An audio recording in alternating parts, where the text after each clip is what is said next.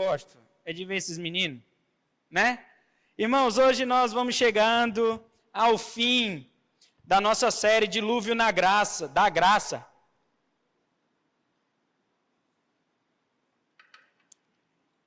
E vamos ver hoje sobre o último momento de Noé, seus filhos, nessa jornada que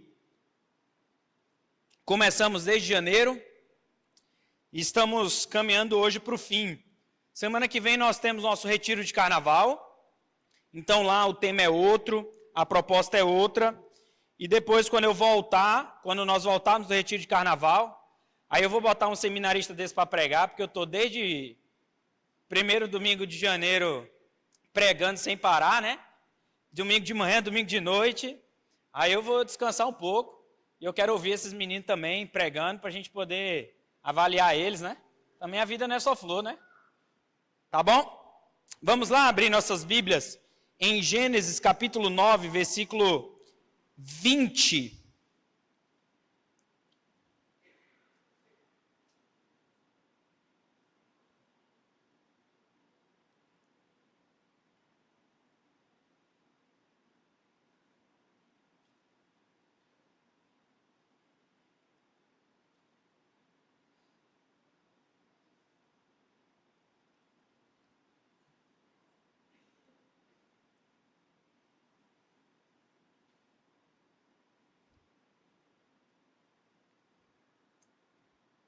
Amém? Todo mundo abriu?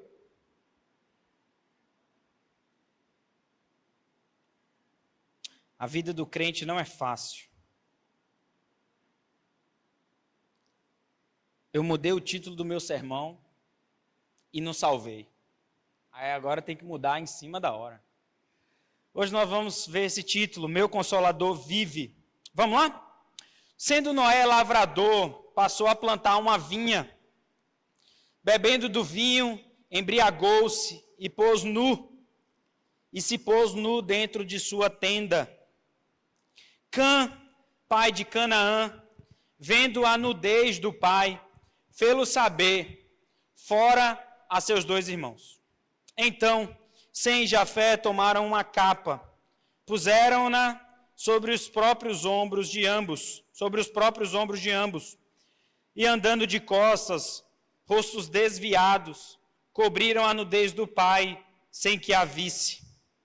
Despertando Noé do seu vinho, soube o que lhe fizera o filho mais moço, e disse: Maldito seja Canaã, seja servo dos servos a seus irmãos. E ajuntou, bendito seja o Senhor, Deus de Sem, e Canaã lhe seja servo. Engrandeça Deus a Jafé, e habite ele nas tendas de Sem, e Canaã lhe seja servo. Noé, passado o dilúvio, viveu ainda 350 anos. Todos os dias de Noé foram 950 anos, e morreu. Vamos orar ao Senhor? Pai bendito, nós colocamos nossas vidas diante de Ti, diante da Tua palavra, para que o Senhor nos abençoe, para que o Senhor fale aos nossos corações essa noite. Em nome de Jesus. Amém. Meus queridos, acho que já é sabido de todos o quanto que eu gosto de futebol, né? Especialmente do quanto que eu gosto de Copa do Mundo. E teve uma Copa do Mundo em especial. De todas que eu assisti, eu só ganhei uma, né? O Cauã e o Caleb, os meninos aí, nunca ganharam nenhuma, né? Nunca assistiram o Brasil ganhar nenhuma, né? Eu, pelo menos, assisti ganhar uma. Mas uma, para mim, foi muito dolorida, de todas elas. Foi essa daqui, ó.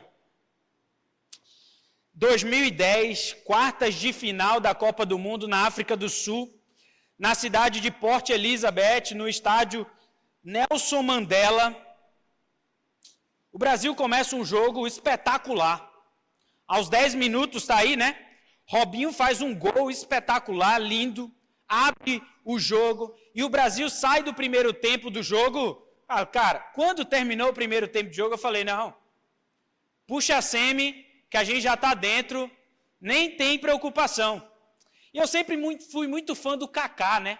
E o Kaká era o 10 do Brasil, e a minha camisa era do Kaká, gostava muito. E eu, em especial, falei, cara, esse é o jogo do Kaká, o Kaká agora vai vir, vai renascer, né, depois de um tempo difícil. Aconteceu que no segundo tempo, aos 10 minutos do segundo tempo, o Brasil leva o gol de empate. Triste. Um jogador que bate mais ou menos no meu peito, fez um gol de cabeça no Brasil. Triste. Dolorido. Depois de mais 15 minutos, um jogador, o mesmo jogador, se aproveita de uma falha da zaga brasileira e faz outro gol na pequena área. Alguns vão dizer que o gol foi, inclusive, contra de um jogador muito famoso do time do seu Ademir, né, seu Ademir? Felipe Melo. Um dos caras... Tá filmando, né? Sim, mais ruim de bola que tem, está desse Felipe Melo. Aos 73 minutos do segundo tempo, o Felipe Melo é expulso.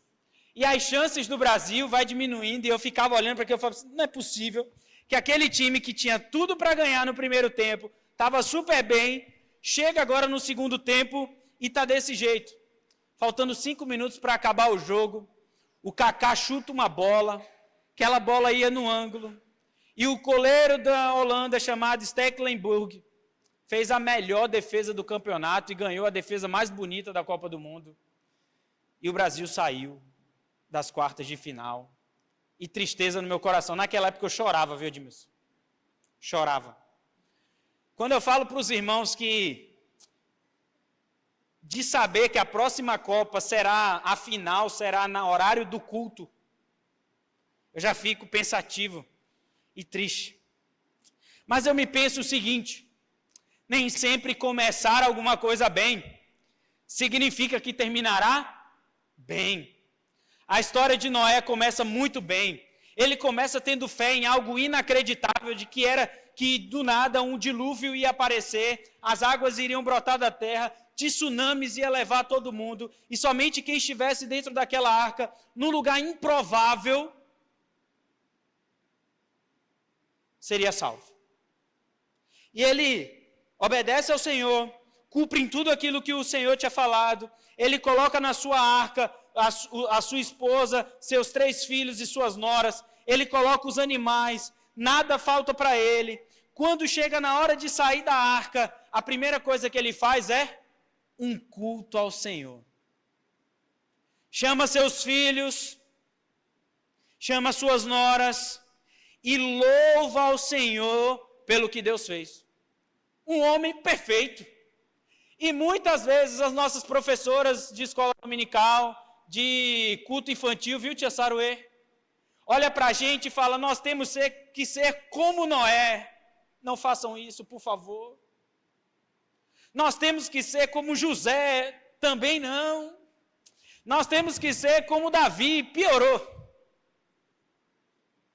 Nós temos que pegar desses personagens aspectos que apontam para Cristo.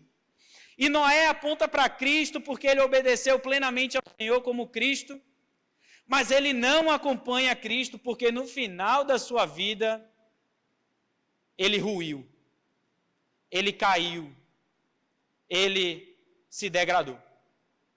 Olha o que diz o texto bíblico. O verso 20 diz assim: sendo Noé lavrador, passou a plantar uma vinha. Como assim? Sendo Noé um plantador, um agricultor, sendo Noé um lavrador, ele vai plantar. E nós já vimos anteriormente de que Noé, quando sai da arca e ele faz um culto, ele cumpre o seu mandato espiritual. Noé, quando gera seus filhos, vimos isso na semana passada, ele cumpre o mandato social. E o mandato cultural? Então Noé agora pensa, agora eu preciso trabalhar para viver. E ele planta uma vinha. E há indícios de que a cultura do vinho, a cultura da vinha, a cultura da uva, é uma das culturas mais antigas de todos os tempos. Inclusive, existem vinhos datados por volta de 4.000 a 5.000 anos da época que nós estamos. O vinho, pela sua fácil fermentação, foi o trabalho utilizado por Noé. E provavelmente, meus queridos, Noé estava muito feliz. Porque imaginem só, eu me lembro da Priscila, no seu trabalho, ela teve a oportunidade de conhecer a reserva ali de Costa Marques. Costa Marques, o lugar onde a Marli e o Francisco gostam tanto, né? Ela pôde entrar ali na reserva. Você também é de Costa Marques? Olha aí. Ela pôde entrar ali na reserva com o pessoal do seu trabalho. E ela chegou para mim e falou bem assim: amor, é lindo demais a natureza virgem, nova, ninguém utilizando dela. Imagina Noé saindo daquela arca e está tudo recriado, tudo novo, tudo intocado. Feliz. Feliz por causa dos seus filhos, feliz por causa das suas noras. Feliz. E o que é que Noé faz? E como é que o povo no Antigo Testamento faz quando está feliz? Verso 21.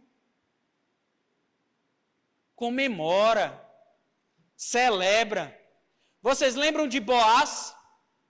Boaz, ele vai festejar a colheita, e o texto diz que ele está alegre. Ele tomou um vinhozinho para se alegrar.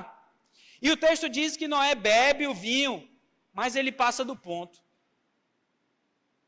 Ele não somente se alegra como Boaz se alegrou, mas ele se embriaga.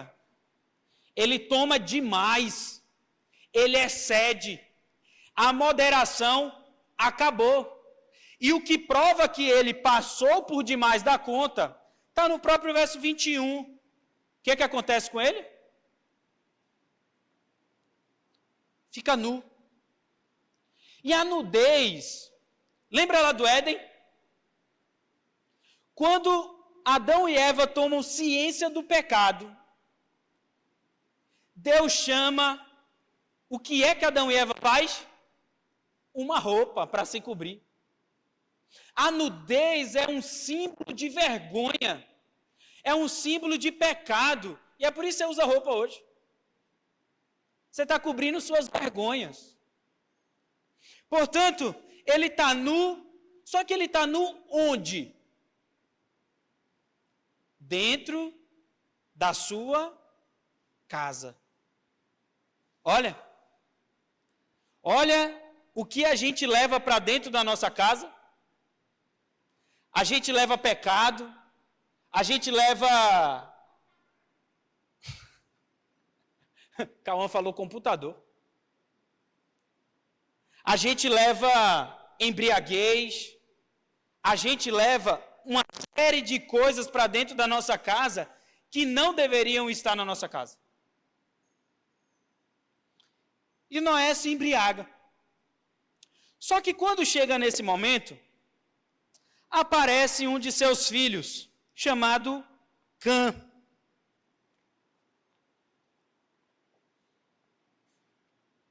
Cã, identificado como pai de Canaã. Por que o nome Canaã aparece aqui? Daqui a pouco a gente chega lá. E Cã vê o seu pai nu. E quando ele vê o seu pai nu, ele vai contar para os outros. E eu quero trazer aqui duas perspectivas do texto que são importantes. Primeiro, o verbo ver aqui não é assim, eu vi e saí. Esse verbo ver utilizado aqui é um verbo de comprometimento. Ele viu, lembra do pecado? A fórmula do pecado? Eu vejo, eu gero um compromisso de coração, eu pego. Exatamente isso que aconteceu com Cã. Cã vê o seu pai nu, ele gera um compromisso no seu coração e peca. Nós não sabemos ao certo o que de fato aconteceu na tenda, né? Algumas pessoas mais fundamentalistas vão dizer que houve uma relação sexual ali entre o pai e o filho.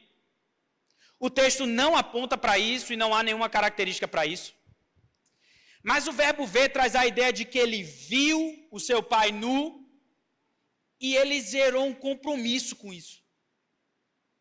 Um desejo. E ele vai para contar para os seus filhos, para os seus irmãos. Outra característica desse texto é o verbo que é traduzido aí como fê-lo saber. Que na verdade ele caçoou, ele zombou, ele tirou onda do seu pai. Ele desonra o seu pai para os seus irmãos. Olha o que acontece. Cã olha, gera um compromisso de coração, uma espécie de desejo sobre o seu pai nu, e depois ele vai caçoar do seu pai para os seus irmãos. Não é à toa que ele é Cã, né? Não é à toa que ele é Cã. Mas olha os seus irmãos. Olha Sem e Jafé.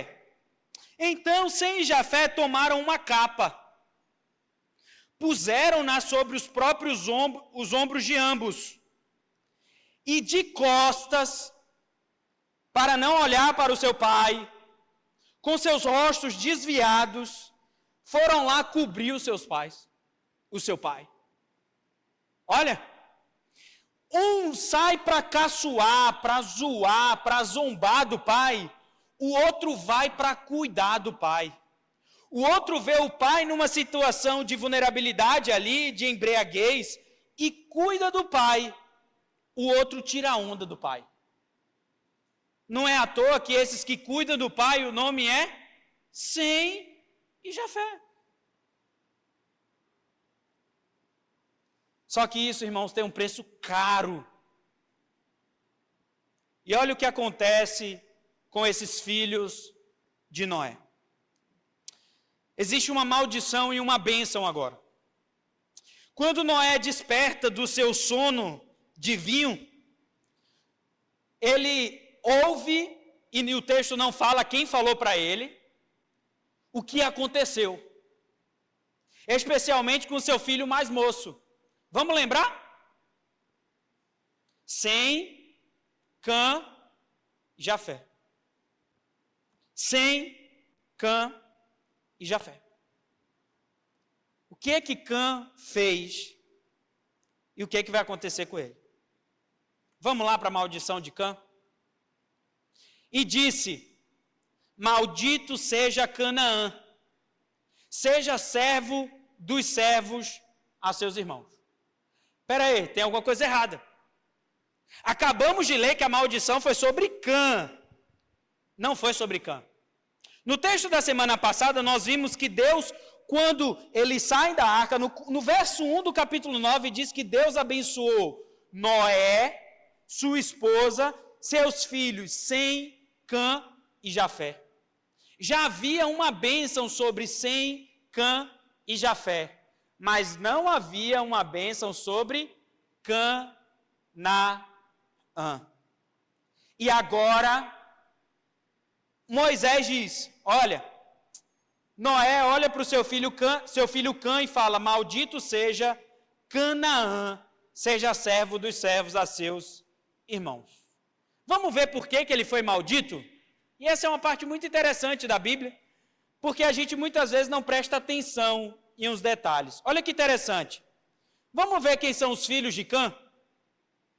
Os filhos de Cã: Cuxi, Mizraim, Puti e Canaã. Cuxi é o que hoje nós conhecemos como a Etiópia e o norte do Sudão. Puti é a Líbia. Mizraim é o Egito. E Canaã é o Egito, sul de Israel, e o que hoje nós conhecemos como Gaza. Por que maldito? Vamos lá. Um dos lugares mais perigosos do mundo hoje, Etiópia, que na época ia até a parte da Somália, um dos lugares mais perigosos do mundo para a sua comprinha da Shein passar. Você compra na Shein, ela passa por lá, numa ponta chamada de um país chamado de Djibouti. Exatamente. A Líbia, outro país em guerra civil, ditadura há muitos anos e até hoje não tem uma abertura para a entrada de turistas lá. Egito, o país onde o povo de Deus ficou quantos anos no Egito? 400 anos sendo escravo no Egito. E Egito e Canaã, que é o norte, a pontinha, o que a gente chama ali da península do Sinai, e vai até o sul de Israel, em Gaza. Quem morava em Gaza? Vocês lembram dos filisteus? Vocês lembram de um homem gigante chamado Golias? E ele era filisteus. Esses são os filhos de... Você acha que acabou? Acabou não. Olha mais. Cuxi gera Nimrod. E Nimrod cria a cidade de Babel, ou como chamamos hoje, Babilônia. Outra cidade que nasce dos filhos de Cuxi, Nínive. Lembra de Jonas? Os ninivitas são o primeiro povo do mundo a poder fazer algo desumano, né?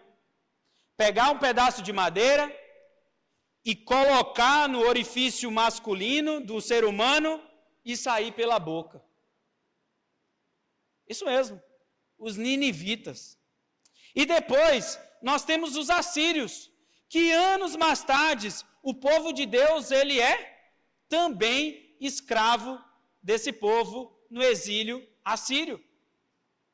Vejam mais, o outro filho, chamado Canaã, gera Sidom, que hoje é o Líbano. Guerras há anos com o povo de Deus.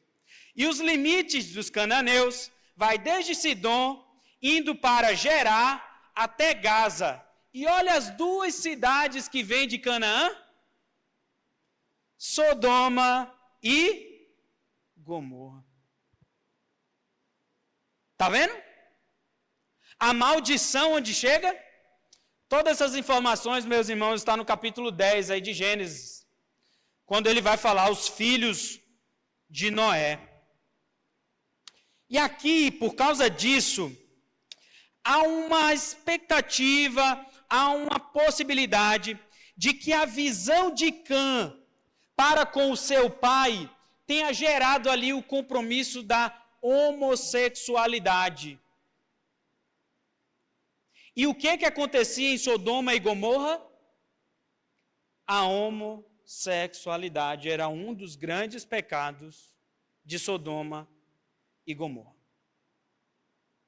Mas há também uma bênção. Veja só.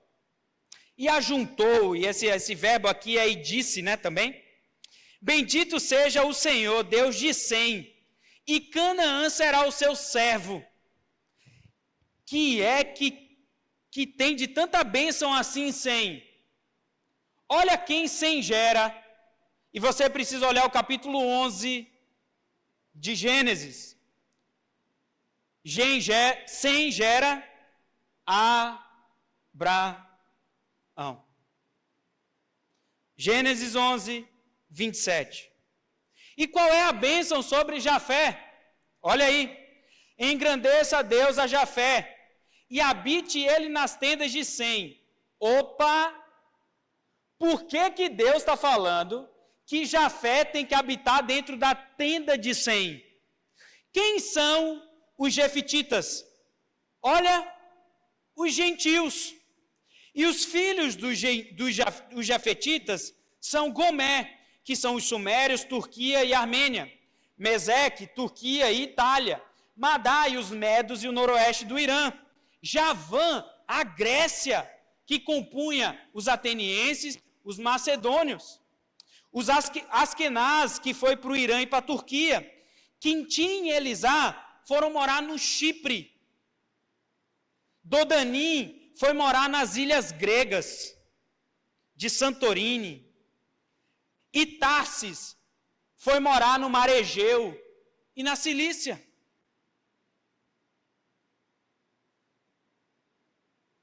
Os gentios. Vamos voltar para o versículo? Como assim nas tendas de Sem? Isso mesmo. Havia uma promessa para os gentios. havia uma promessa para os gentios. Qual era a promessa? Que todas as nações da terra seriam abençoadas pelos filhos de Sem, Abraão. Gênesis capítulo 12, versículo 3. Vamos pensar mais um pouquinho? Vamos voltar aqui para a gente pensar mais um pouquinho? Turquia, Itália, Grécia, Chipre, Mar Egeu, ilhas gregas. Por onde Paulo fez as suas viagens missionárias? Exatamente por esses lugares. A promessa que está estabelecida nesse versículo é: a partir de Sem, eu esticarei, expanderei as tendas do Senhor, e as nações virão um dia adorar o verdadeiro Deus da terra. E talvez agora você se pergunte, então quer dizer, pastor, que os filhos de Cã e esses lugares que foram colocados aí não têm a opção de salvação? Não. Não. Tem sim a opção de salvação. Vocês querem ver uma cananeia que foi salva pelo Senhor? Raabe, cananeia, salva pelo Senhor.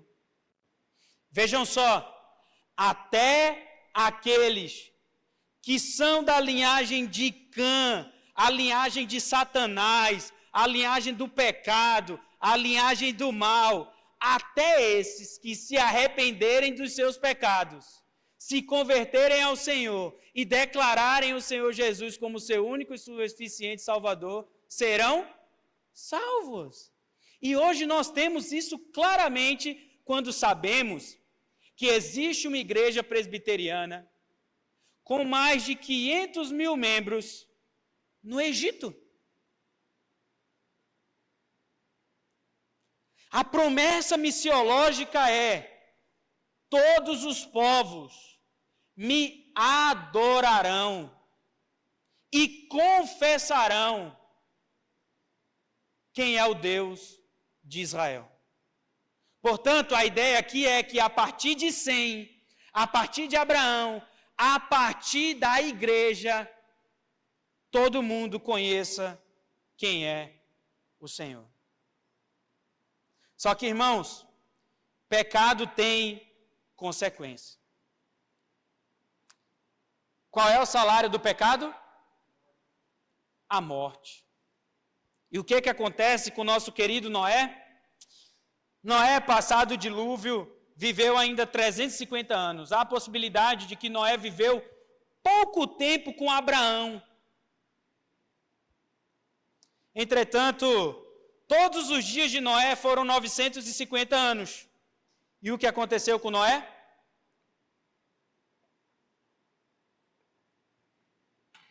Morreu.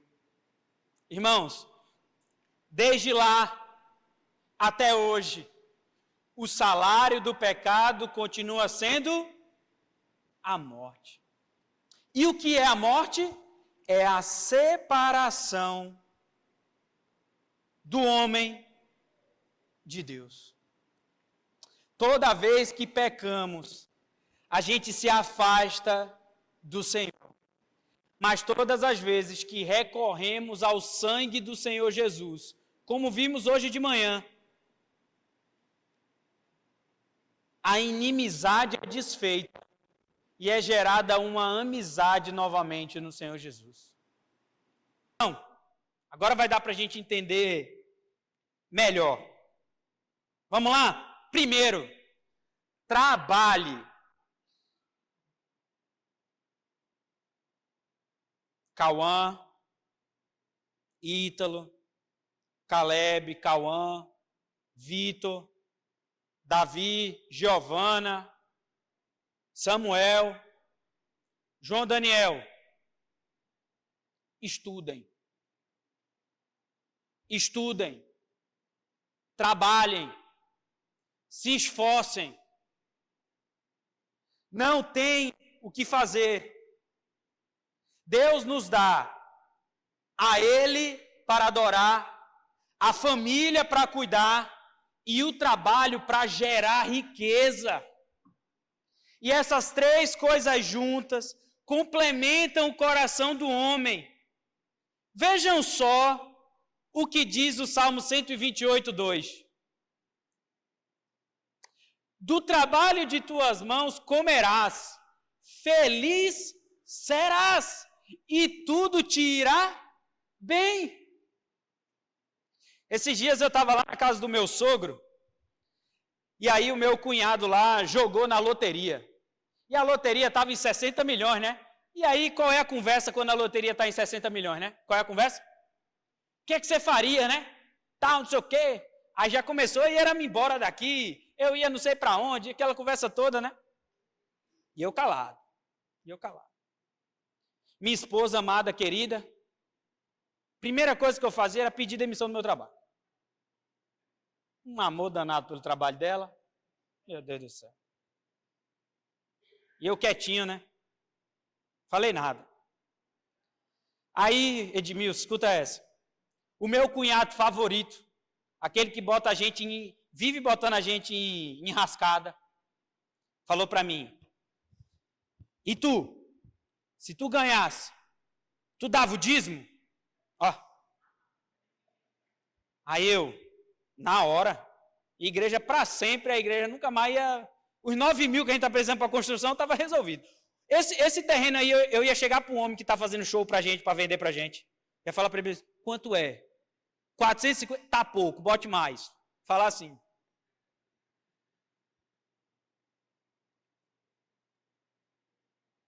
Aí, Priscila falou: o Caio não ia mudar, não. Todo mundo, mentira, não sei o que e tal. Irmão, deixa eu falar uma coisa para vocês. Eu tenho o melhor trabalho do mundo. Entendeu? Tem gente que tem procurador para ser patrão. Entendeu? Tem gente que tem gerente que fica lá, a meta desse mês.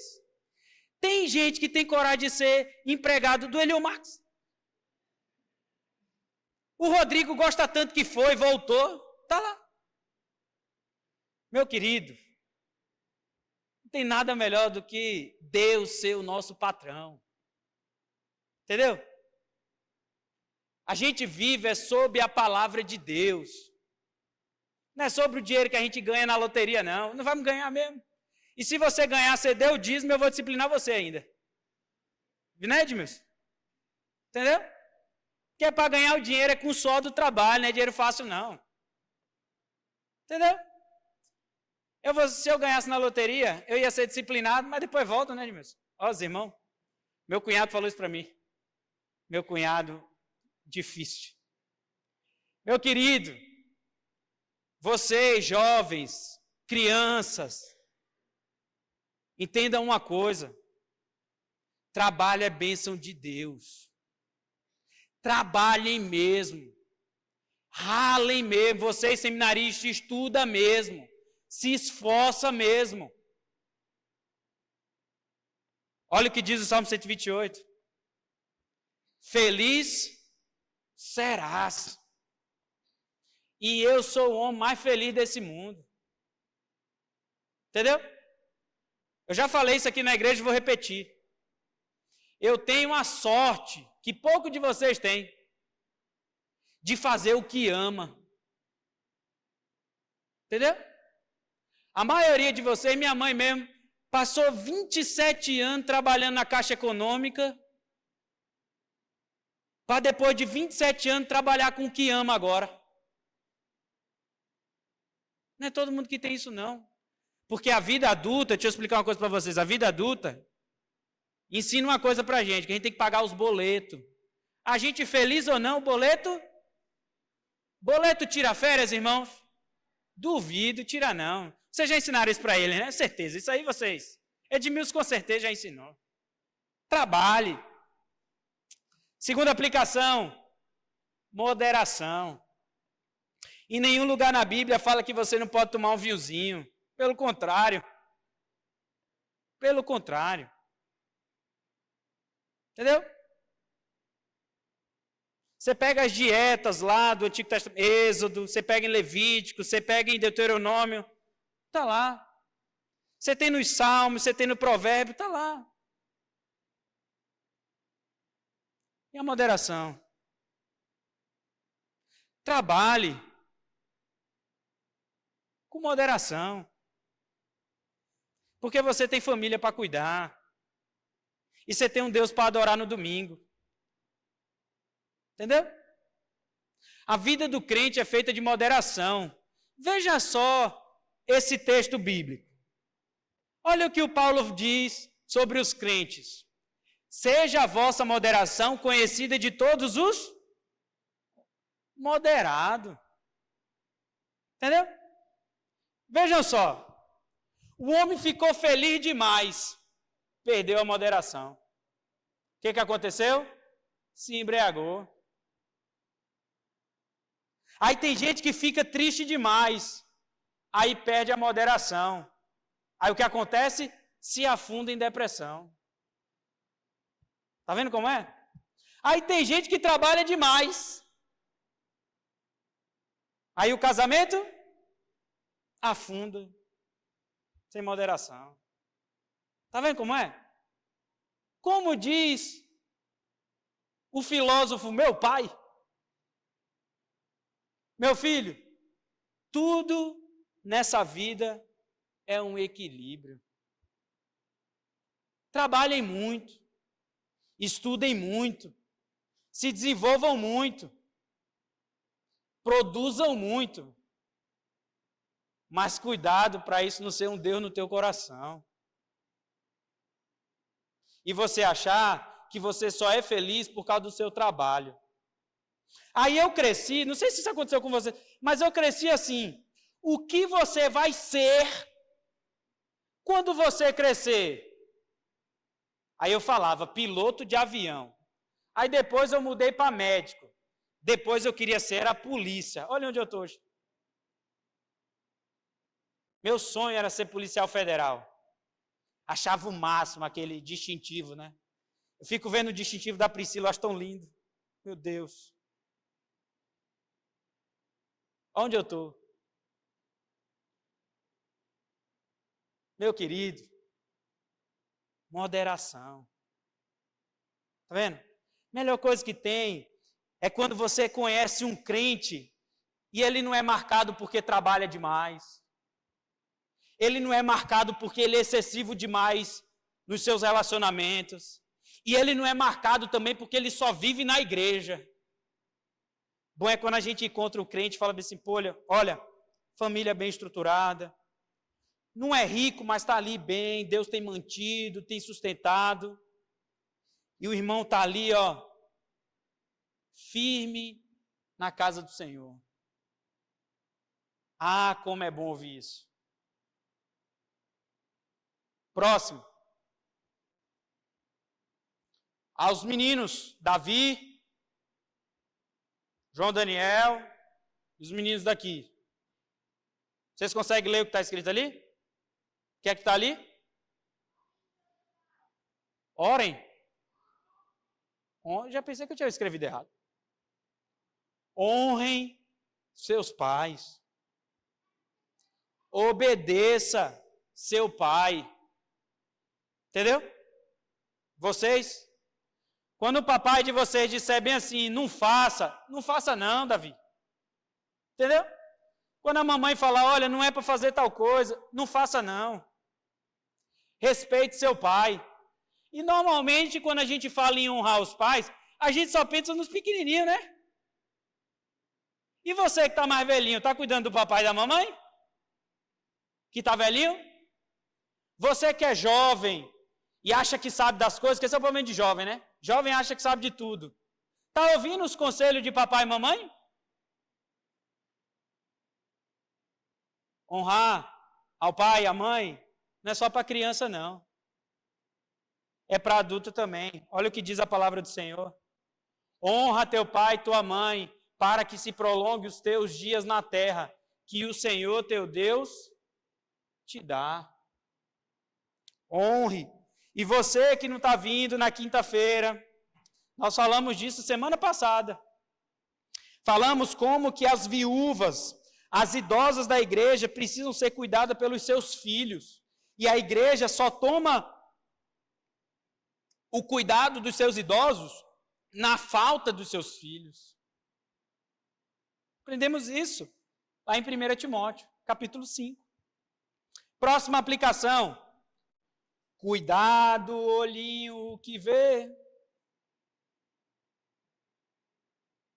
Cuidado, mãozinha, o que faz. Ajuda aí, usa agora. Pega, é?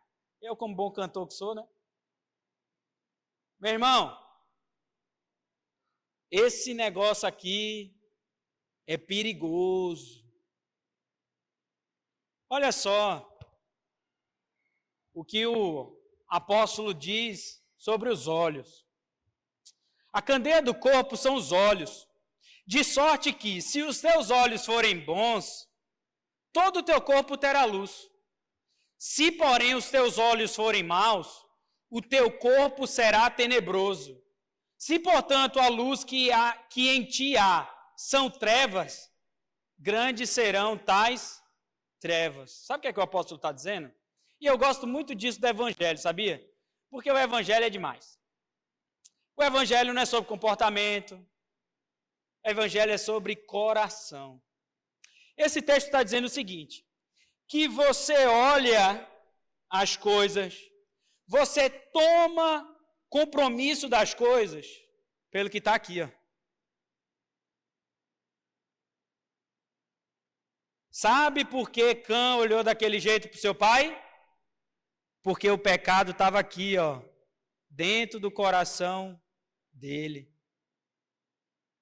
Tem gente que o coração é tão podre que tudo vê maldade. Tem gente que o coração é tão podre que ela vê as coisas, ela sai para zoar, caçoar, zombar dos outros. Tá vendo como é? Mas tem gente que fica com o celular aqui, fica olhando as coisas, e daqui a pouco está desejando o que vê no celular. Aí quando o papai e mamãe falam para sair do celular, vocês não entendem. Irmãos, pais, quando o seu filho vê alguma coisa na tela do seu celular, ele gera um compromisso no coração. E ele vai querer fazer o que ele viu no celular.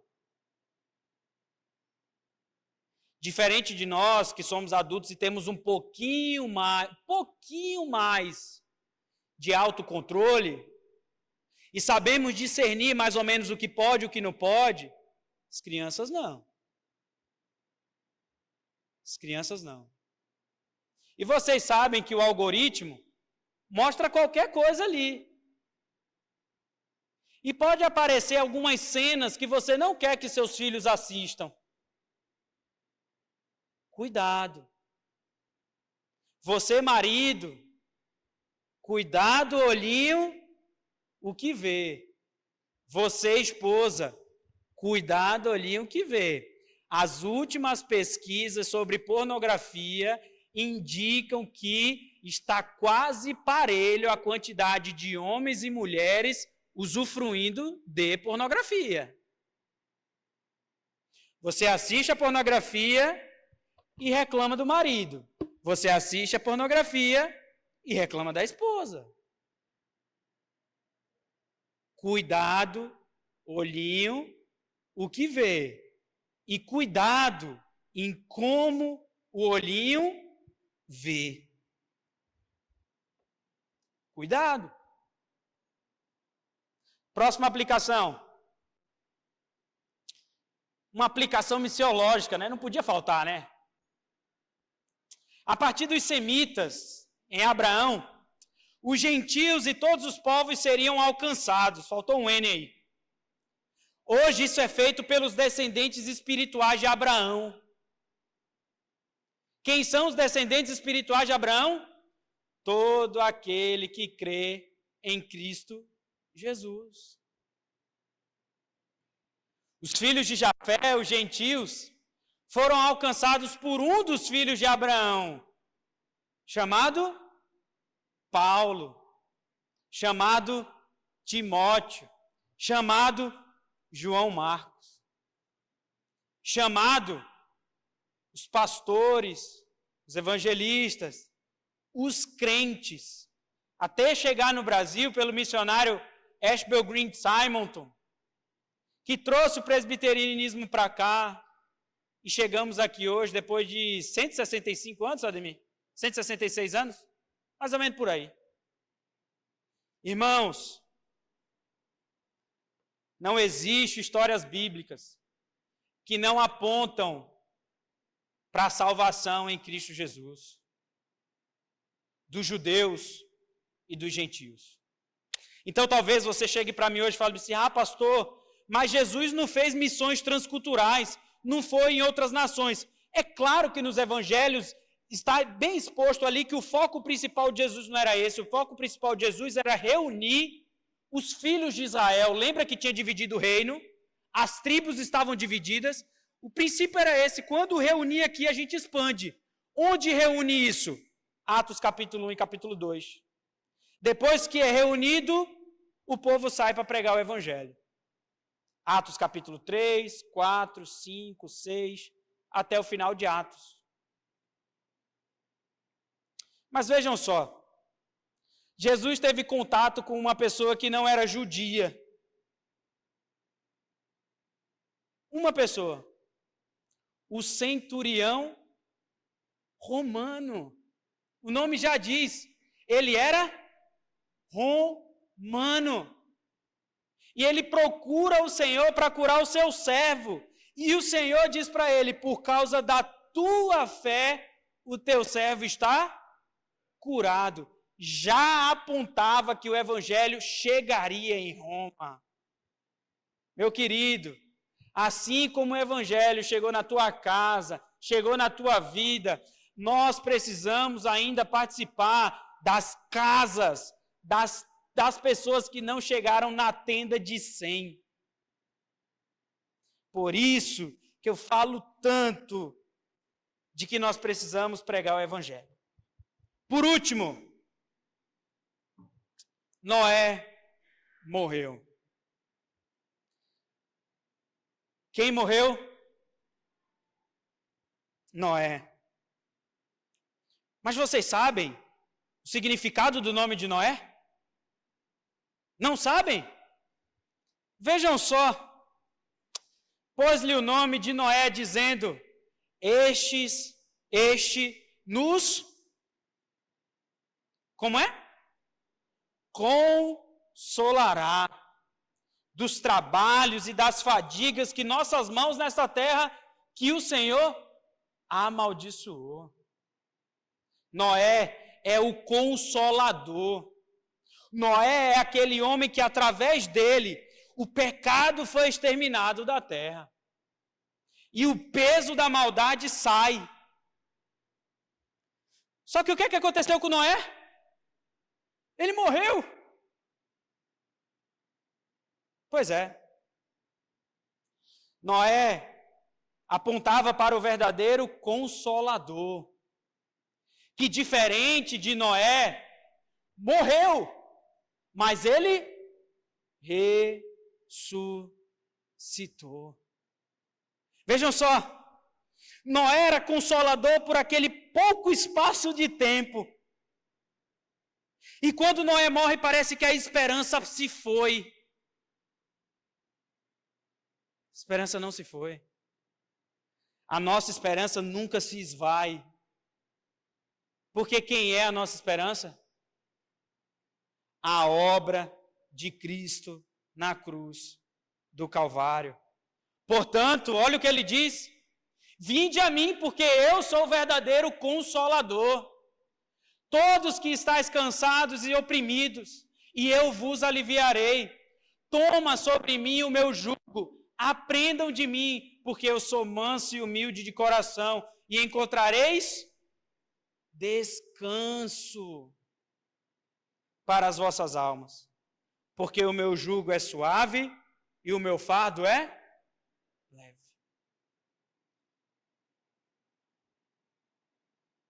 Não só isso, mas olha como ele nos consola.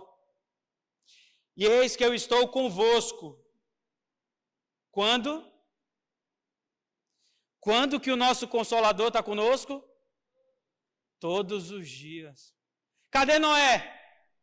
Morreu. Alguém aqui conhece Noé? Não. Ah, mas o nosso Consolador vive. E ele estará conosco até a consumação dos séculos. Vejam só. Porque ele tem dito, de maneira alguma te deixarei, nunca, jamais te abandonarei. E talvez você olhe para mim e fale bem assim, pastor, mas agora Jesus está à direita de Deus Pai. Está mesmo. Não consigo percebê-lo na minha vida, me consolando. É mesmo? Calma, você está muito ansioso. Olha o que Jesus diz, eu vou pedir ao meu Pai, e Ele vos dará outro Consolador, para que fique convosco. Não basta somente um Cristo que anda e convive conosco, mas é necessário um Consolador dentro de nós. Quem é esse Consolador? O Espírito da verdade, que o mundo não pode receber, porque não o vê nem o conhece, mas vós o conheceis. Por quê? Porque ele habita convosco e estará em vós. E esse Espírito que habita dentro de você, esse Espírito não te deixará órfão. Mas não se preocupa, porque eu volto. Olha que interessante.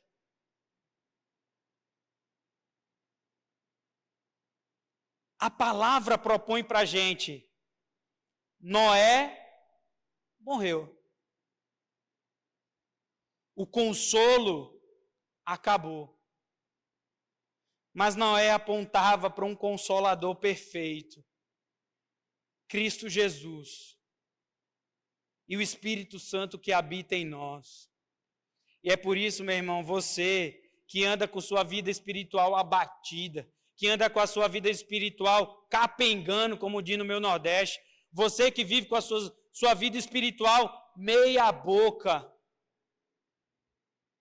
clama ao Espírito do Senhor. Você que se deparou com a história de Noé agora no final e falou, rapaz, eu estou assim. Perdi a moderação. O meu trabalho é um peso na minha vida. As coisas que eu vejo eu desejo demais. Eu me encantei com as coisas do mundo. Quando eu olho para essa ideia de tenda largada em 100, eu fico olhando e falando assim, eu vou dar oferta missionária a nada. Você está abatido espiritualmente. E você precisa do verdadeiro Consolador, que é o único capaz de converter você do seu pecado. Portanto, você que está inconsolável, não procure Noé, viu? Não procure Noé. Ele começou bem, igual o Brasil, mas terminou mal. Ele morreu e ele não consola mais. Entretanto, procure o verdadeiro Consolador nessa noite. Deus está falando com você. Deus está te chamando para um novo começo. Deus está te chamando para uma recriação. Deus está te chamando para olhar para as coisas do alto. Deus está te chamando para olhar para aquilo que importa. Para olhar para aquele que morreu, mas ressuscitou. Aquele que começou a boa obra e terminou. E para olhar para aquele que deixou o Espírito Santo conosco, para que pudéssemos ser consolados. Eu, graças a Deus, aí pensa numa coisa boa isso. Eu, graças a Deus, não sei o que está no teu coração. Né? E se eu for contar tudo que está no meu coração para a Priscila também, ela me larga. Entendeu? Deixa eu contar uma coisa para você. O lugar mais seguro que você pode estar, graças ao meu bom Deus, não é na sala pastoral. Muito menos na sala de um terapeuta. O lugar mais seguro que você pode estar, quando você quer consolo na sua vida, sabe onde é? Fecha a porta do teu quarto, dobra o teu joelho e se derrama na presença do Senhor. Sua ansiedade vai embora, sua preocupação vai embora, e você se entrega plenamente, como um bebê nos braços da sua mãe. Você precisa ir para esse lugar, cara. Você precisa ir para lá. Quando tua mulher sair para trabalhar, vou deixar teus meninos na escola, viu, Edmilson? Tranca lá tua loja, se ajoelha, se derrama no Senhor. Chora, pranteia. Coloca teu coração diante do Senhor. E você vai ver o Espírito Consolador dizendo para você: agora a gente começa a trabalhar nesse coração. Agora, enquanto você ficar querendo ter controle da vida, ficar querendo fazer as coisas pela força da própria mão, ficar não querendo viver na dependência do Senhor, aí você vai ter que precisar tomar um monte de remédio, você vai precisar viver uma vida que não é digna do Senhor.